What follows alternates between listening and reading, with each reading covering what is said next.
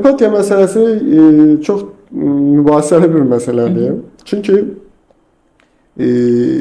empatiya dediyimiz şey aktiv bir prosesdir. Pasiv bir proses deyil.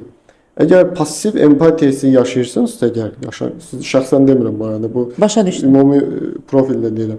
Empatiyası yaşayırsınızsa və pasiv şəkildə yaşayırsınızsa, burada bir özünüzdə problem axtaracaq. Buna bir empatiya yorğunluğu deyirlər bəzən. Belə bir yaygın bir anlayış var.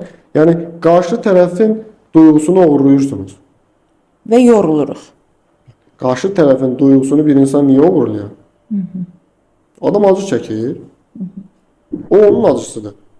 Siz o acını paylaşa bilərsinizsə əgər, bu funksional bir empatiya deyə bilərik buna. Yəni sənin acını az da olsa tanıyıram, sənin qədər hiss edə bilmərəm. Bu mümkün deyil. O sənin acındır. Mən öyle bir şey, məsələn biri vəfat edir, deyək ki, uşağımız vəfat edir, gənc yaşda, uşaq yaşda, sənin acını anlayıram. Anlaya bilməzsən. O acı onun acısıdır. Bəli. Yəni öz uşağın vəfat edirsə belə onu anlaya bilməzsən. Amma acını tanıyıram. Acı duyğusunu tanıyıram. O acının nəyə bənzəyə biləcəyinə dair bir fikrim var. Və buna müdaxilə edə bilərəm. Yəni o insanın acısını hafiflətməyə, onu düzəltməyə, ona kömək eləməyə yönəlmiriksə, yanında ola bilər. Ondan uzaq duracaq. O empatiya deyil. O özünə mazoxist bir həzdir. Yəni empatiya əgər sənin acını yaşayıram, onun qədər ağlayıram. Bu empatiya olmadı ki. Siz onun duygusunu uğradınız, özünüz yaşadınız. Onun duygusunu qısqandınız hərdəsə, acısını qısqandınız. Bu qurban psixologiyasıdırmı?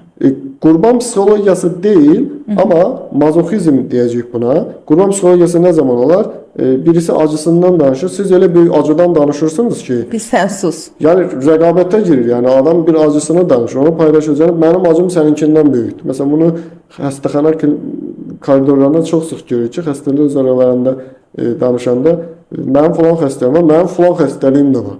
Hətta mənim qaynımın falan xəstəliyinin falan şeyi də var.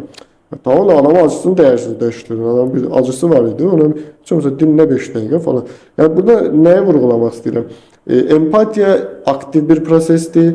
Məsələn, yas yerlərində birisinin yaxını vəfat edib, gedirsiniz orada, hətta qadınlar ağlayırlar, kişilər bir-birinə dəstək olurlar, üzgün görünürlər, hətta qohumlar üçün saqqalı. Amma o orayla sınırlıdır. Başqa yerdə deyib güllələnə bilərsiniz.